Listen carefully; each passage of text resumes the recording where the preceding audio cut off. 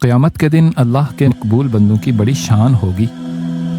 جہاں ایک جانب گناہگار پریشان ہوں گے، وہیں انبیاء، صدیقین، شہداء و صالحین یعنی اللہ کے محبوب بندوں کی الگ ہی شان ہوگی۔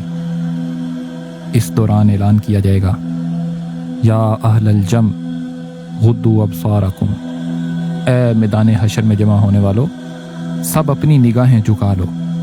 سیدہ نساء العالمین بنت رسول سیدہ فاطمہ الزہرا سلام اللہ علیہا کی سواری آ رہی ہے، سب اپنی نگاہیں جھکا لیں گے۔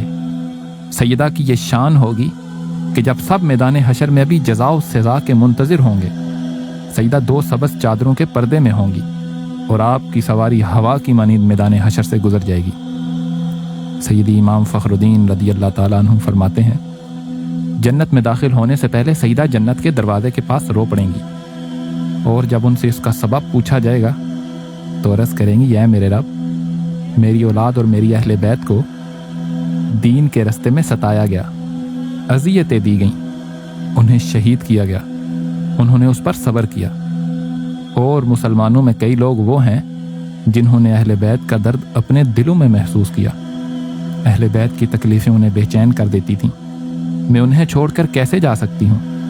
تو اللہ سبحانہ و تعالی حکم فرمائے گا، اہل بیت اور ان کے چاہنے والوں کو جنت میں داخل کر دیا جائے۔ لہٰذا سیدہ کی شفاعت کے سبب ان سب کو جنت میں داخل کیا جائے گا۔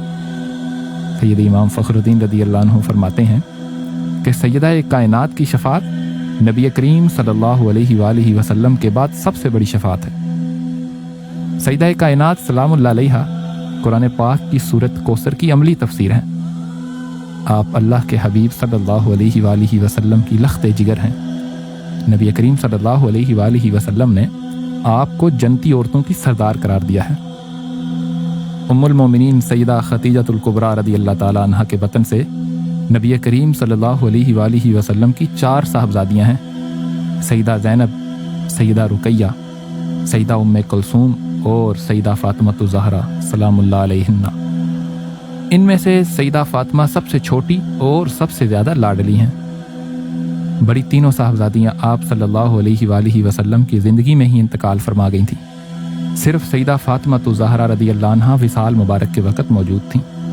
سیدہ فاطمہ الزہرا رضی اللہ عنہا کی پیدائش بعثت نبوی کے 5ویں سال ہوئی۔ جمعۃ المبارک کا دن تھا اور 20 جمادی الثانی کی بابرکت تاریخ تھی۔ آپ کا اسم گرامی سیدہ فاطمہ الزہرا سلام اللہ علیہا ہے۔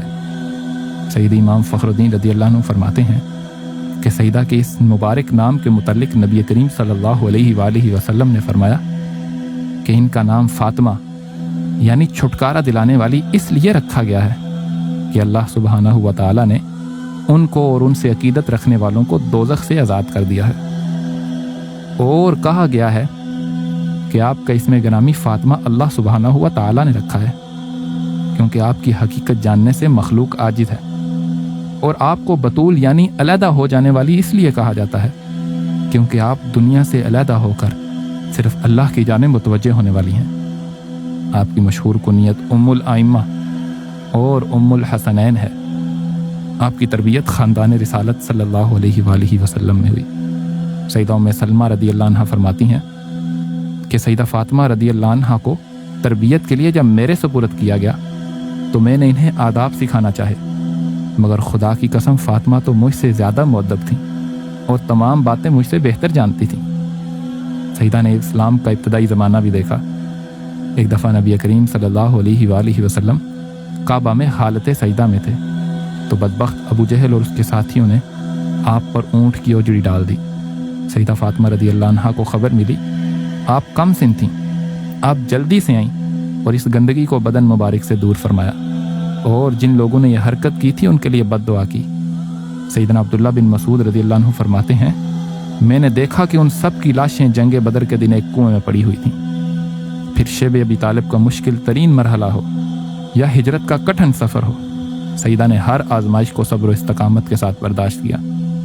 آپ اپنے بابا سے اس قدر محبت و عقیدت رکھتی تھیں کہ ام المومنین سیدہ عائشہ صدیقہ رضی اللہ عنہا فرماتی ہیں، میں نے نبی کریم صلی اللہ علیہ وآلہ وسلم کی عادات و اطوار اور آپ صلی اللہ علیہ وآلہ وسلم کے اٹھنے بیٹھنے کی پروقار کیفیت اور سیرت میں سیدہ فاطمہ سلام اللہ علیہا سے بڑھ کر کسی کو مشابہ نہیں دیکھا۔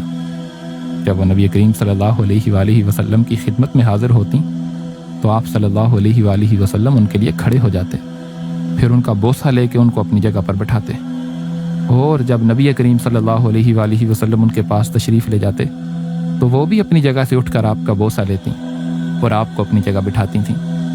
آپ سلام اللہ علیہ کے اخلاق و کردار کا یہ عالم تھا کہ نبی کریم صلی اللہ علیہ وآلہ وسلم نے فرمایا، بے شک فاطمہ نے پاک دامنی اختیار کی اور اللہ نے ان کی اولاد کو دوزخ پر حرام فرما دیا۔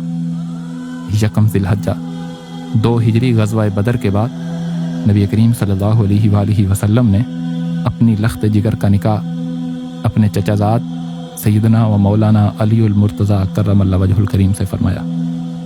خاتون جنت کائنات کی عورتوں کی سردار ہیں، آپ جنتی شہزادوں کی ماں ہیں اور امام الانبیاء کی لخت جگر ہیں۔ اس کے باوجود سیدہ گھر کے تمام کام خود کیا کرتی تھیں اور کبھی اپنے شوہر کی ناشکری نہیں کی۔ ایک بار چکی پیسنے کی وجہ سے تکلیف محسوس ہوئی تو اپنے بابا سے اس کا اظہار کیا۔ نبی کریم صلی اللہ علیہ وآلہ وسلم نے جواب میں کمال شفقت کا مظاہرہ کرتے ہوئے فرمایا، کیا میں تمہیں اس سے بہتر ایک بات نہ بتا دوں؟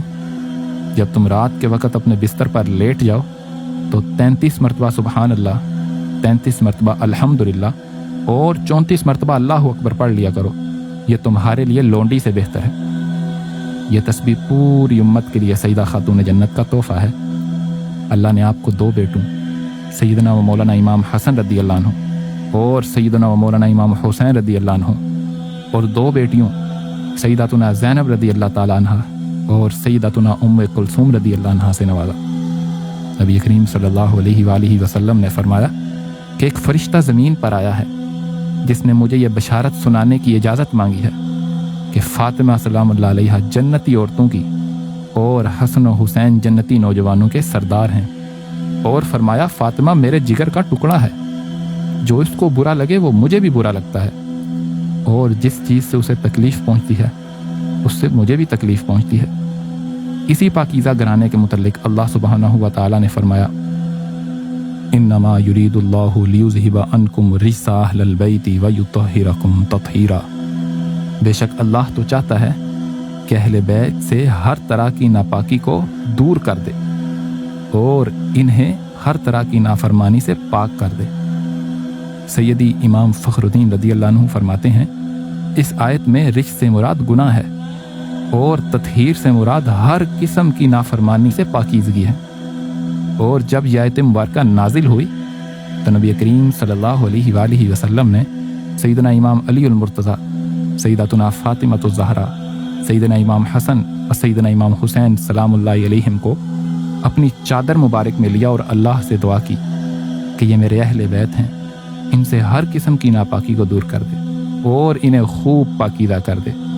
اور اسی طرح فرمایا، اللہم ہؤلاء آل محمد فاجعل صلاتک و برکاتک علی آل محمد کما جعلتها علی ابراہیم انک حمید مجید۔ ایک روز نبی کریم صلی اللہ علیہ وآلہ وسلم نے سیدہ فاطمۃ الزہرا سلام اللہ علیہا کے کان میں کچھ فرمایا تو سیدہ رونے لگی۔ بیٹی کو روتا دیکھ کر آپ نے ایک بار پھر ان کے کان میں کچھ فرمایا تو سیدہ مسکرانے لگ گئیں۔ بعد میں سیدہ فاطمہ سلام اللہ علیہا نے وضاحت فرمائی کہ پہلی بار آپ صلی اللہ علیہ وآلہ وسلم نے مجھے اپنے وصال کی خبر دی تھی تو میں رونے لگ گئی۔ دوسری بار فرمایا کہ میرے خاندان میں سب سے پہلے تم ہی مجھ سے ملو گی تو میں مسکرانے لگ گئی۔ یہ محبت کا ایک نرالا انداز تھا۔ لہٰذا سیدہ کائنات سلام اللہ علیہا نبی کریم صلی اللہ علیہ وآلہ وسلم کے وصال کے 6 ماہ بعد بیمار ہو گئیں اور چند روز بیمار رہیں۔ پھر 3 رمضان المبارک 11 ہجری کو آپ کا انتقال ہوا۔ سیرت سیدہ فاطمہ سلام اللہ علیہا صبر و قناعت کی ایک عمدہ مثال ہے۔ آپ کے دروازے سے کبھی کوئی سائل خالی نہیں گیا اور آپ کی زندگی تمام امت مسلمہ اور خصوصاً خواتین کے لیے مشعل راہ ہے۔ آپ کی سخاوت آپ کے وصال ظاہری کے بعد بھی جاری ہے۔ علم، رزق، حتیٰ کہ ولایت کی خیرات آپ کے در سے تقسیم کی جاتی ہے۔ آپ سے عقیدت و محبت ہی ایمان کی اصل ہے۔ اللہ ہمیں اہل بیت کا دامن تھامنے اور ان سے عقیدت کو قائم رکھنے کی توفیق عطا فرمائے، آمین۔